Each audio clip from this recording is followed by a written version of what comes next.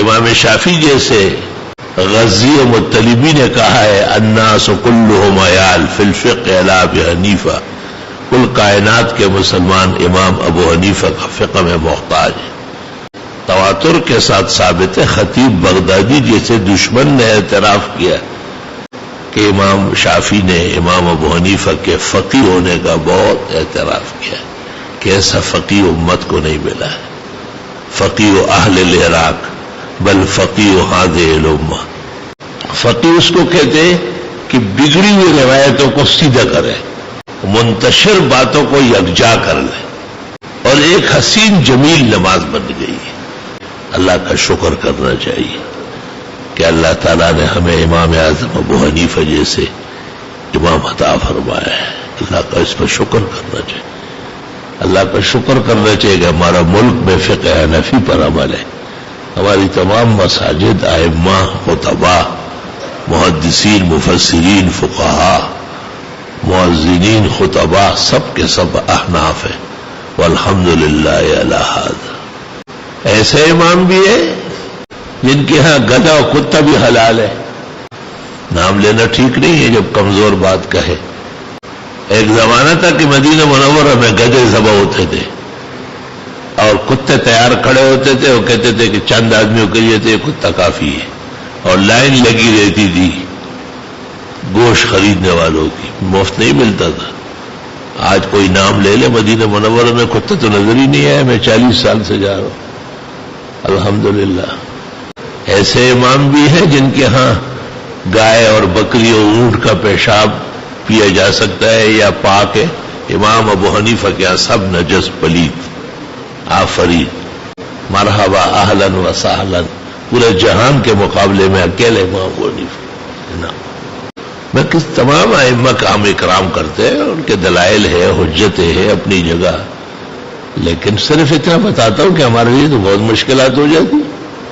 امام شافعی کے نزدیک تو بری جانوروں میں پتہ نہیں کوئی مردار ہے بھی یا نہیں، اور سمندری سب حلال۔ امام اعظم کہتے ہیں سمندری حیوانات میں صرف مچھلی حلال، صرف، اور بردار کے اور کسی چیز کو ہاتھ لگایا۔ آفرین ہے۔ یہاں تک کہ فقہ میں لکھا ہوا ہے کہ ایسی چھوٹی چھوٹی مچھلیاں جن کا مچھلی ہونا مشکل نظر آتا ہو وہ بھی حرام ہے، احتیاط کی وجہ سے۔ ہمارے یہاں ایک بنگالی استاذ تھا، بہت نیک صالح، اچھا قابل۔ وہ عصر کے بعد طالب علموں کو ساتھ کر کے ندی جاتا تھا اور یہاں سے چھوٹی چھوٹی مچھلیاں پکڑ کے لاتا تھا۔ مشہور تھا کہ مولوی ابراہیم رات کا کھانا مچھلی سے کھاتا ہے۔ ایک دن میں نے کہا مولوی ابراہیم صاحب یہ کیا ہے؟ کیا یہ مچھلی ہے؟ بنگالی مچھلی کو مچھلی کہتے ہیں۔ میں نے کہا کیسے پتہ چلا؟ کہتے ہیں ہم جانتے ہیں، یعنی ہم جانتے ہیں۔ میں نے کہا نہیں، آپ فقیہ مفتی کہلاتے، مفتی ابراہیم۔ میں نے کہا یہ آج والے مجھے دے دو۔ وہ مؤذن صاحب قاری محی الدین کے قبر کے سامنے میں نے اس کو کہا کہ ٹین میں پانی ڈالو اور یہ پھینکو، اور چھوٹا چھوٹا لہسن چھوٹا کر کے ڈالو، صابن بھی چھوٹا کر کے ڈالو۔ اور میں نے کہا مولوی ابراہیم یا بنگالی کو دینا نہیں ہے۔ 15-20 دن جب گزر گئے تو وہ تو کیڑے تھے سر۔ میں نے کہا مولوی ابراہیم صاحب آ جاؤ دیکھ لو۔ ہاں اچھا، اوہ توبہ۔ میں نے کیا توبہ، 10 سال سے ایک کیڑے کھا رہا۔ اب ان کی تم ہو گئے، آنکھیں نکل آئی، مینڈکوں کی ایسی مینڈک تک حلال ہے، بازا امبا کیا تو غیر مقلد جسے اہل حدیث کے لئے یہ بھی مینڈک خور ہے۔ ایک دن اچار لے آئے اور اب مرتبان کے اندر وہ مینڈک ایسے الٹے پڑے ہوئے تھے، آنکھیں باہر نکالے ہوئے تھے، یہ بہت لذیذ ہے۔ میں نے کہا تلانت ہو ایسی سمجھ اور فہم پر۔ امام ابو حنیفہ کے سارے حیوانات، ان میں معلوم جانور جس کو سب لوگ سمجھتے کہ یہ حلال ہے، یہاں تک کہ اصلاً طوطا حلال ہے، ببغا، لیکن تاتاریہ میں لکھا ہے کہ نہ کھائے اسے، کیونکہ لوگوں کو پتہ نہیں، خواہ وہ سمجھیں گے حرام کھا رہا ہے۔ الو، بھوم، وہ حلال ہے بعض حضرات کیا، ہندی میں لکھا ہوا ہے وہ حرام قطعاً۔ حرام و حلال کا باب دیکھیں گے تو دل چاہے گا کہ ابو حنیفہ آپ واقعی امام ہیں، خدا تعالیٰ نے آپ کو امامت و فہم و ادراک نصیب کیا ہے اور ہمیں بڑی گندگی اور نجاستوں سے نکالا ہے۔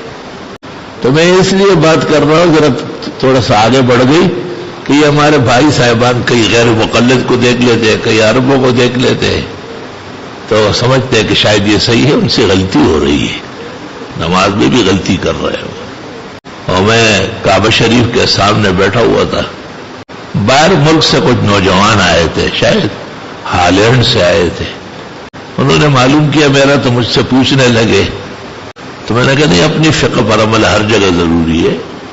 تو میرے پیچھے ایک ایسا شخص بیٹھا تھا جو ریالات کے لیے غیر مقلد اور وہاں کا ہو گیا تھا، اور وہاں کیا کمال ہے بھائی کہ ریالات لوٹنے ہوتے ہیں، اردو جانتا تھا وہ، تو مجھے کہتے ہیں اجرت، حضرت کو یہ اجرت کہتے ہیں، ان کو بتا دے کہ یہاں سب کچھ حدیث کے مطابق ہو رہا ہے۔ میں ایسے مڑ کے دیکھا اس کو، میں نے کہا آج جمعہ پڑھا ہے آپ نے؟ اس نے کہا ہاں۔ میں نے کہا 18 غلطی جمعے کے خطبے میں ہوئی، گن لو ابھی۔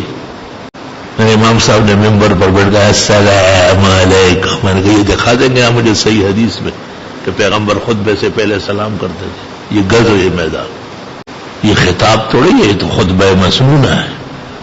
خطبہ کتنا ہوا ہے؟ 1.25 گھنٹہ، اور نماز کتنی ہوئی ہے؟ 3 منٹ میں۔ اور پیغمبر کہتے ہیں کہ فقی وہ ہے کہ نماز لمبی خطبہ مختصر سا دے۔ میں نے کہا یہ اختلاف کی اجازت کس نے دی؟ آپ ہمارے حنفیوں کی مسجدوں میں آئے، چند جملوں کا خطبہ ہوتا ہے، سبح اسم ربک الاعلی اتاک حدیث الغاشیہ سے نماز ہوتی۔ تو ہم ان کی غلطیاں نہیں گنتے ہیں، صرف اس کو سمجھانا تھا کہ اللہ نے ہمیں جو فقہ اور امام نصیب کیا ہے بہت قابل قدر ہے۔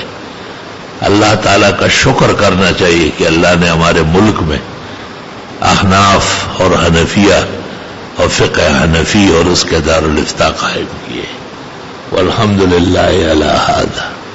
امام ابو حنیفہ کا ایک اور قاعدہ ہے کہ اگر کسی چیز کے حلال اور حرام ہونے میں اختلاف ہوا تو کہتے ہیں حرام سمجھ کے چھوڑ دے اسے۔ کیوں؟ ہر حرام سے بچنا فرض ہے اور ہر حلال کا استعمال کرنا ضروری نہیں۔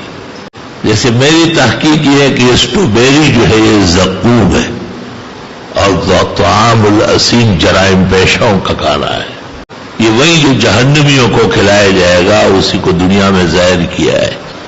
اور مولوی صاحبان ذرا اسٹرابیری کے بہت شوقین ہے، یہ سمجھتے بعد میں ہے، رد پہلے کرتے ہیں۔ السلام علیکم جی دوستو، آپ نے دیکھا اور سنا شیخ مفتی ظہور علی خان رحمۃ اللہ علیہ کو، کہ شیخ مفتی ظہور علی خان رحمۃ اللہ علیہ کیا بیان فرما رہے تھے۔